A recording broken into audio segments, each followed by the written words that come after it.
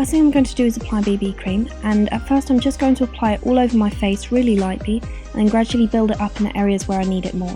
So first of all I'm just going to rub it into the skin, just a very light coat. Then I'm going to use the heat from my fingers just to get it to melt into my skin a little bit more. This will stop it from looking too cakey.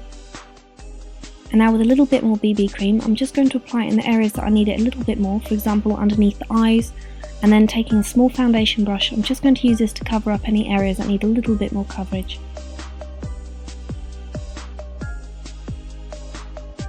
The lips I'm going to improvise a little bit and mix the BB cream with the lipstick. Now you could go ahead and just use the lipstick straight on, but if you're using a colour this bright you might not want to look like a clown, and also by mixing it in with the BB cream it makes it a lot easier to blend, because just by itself it can have a very waxy consistency, but if you mix it with the BB cream it's got more of a creamy consistency. It can be very easy to go a little bit overboard with the blush, so if this happens just put a little bit of the BB cream on a foundation brush and just blend it out until it's the colour you want. For the lips I want something a little bit brighter, so I'm going to add a little bit more lipstick to the mixture and then apply it all over the lips. And from the set of makeup that I've collected there wasn't enough to get a powder, but it's okay, you don't need a powder, you can just use a cotton pad and this should absorb all the extra moisture, not to the point where you'll look like you've had powder, but it will still stop you from looking too shiny.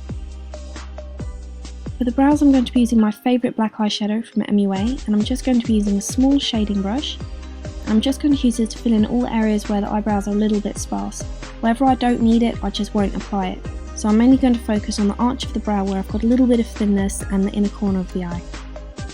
Next I'm going to be using primer, and the reason I picked this primer, apart from it being affordable enough to include in this series, is that it's got a slight amount of coverage, so it's very good for covering redness.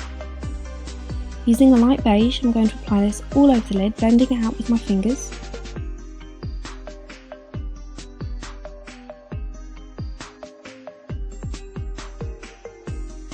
Once I've blended out the beige eyeshadow, I'm going to be using a white eyeshadow, and I'm going to apply this quite heavily at first, right underneath the arch of the brow, before blending it out with my fingers.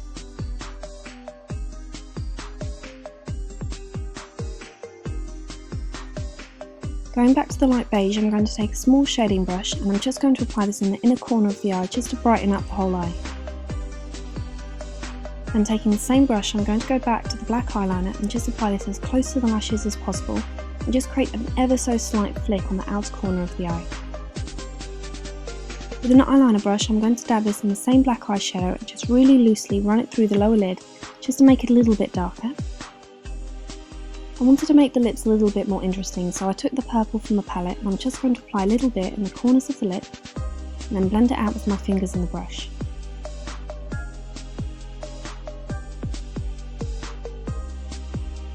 Once you've done that, just finish off with an MUA lip gloss on the centre of the lips, blending it out, and that's it, you're done.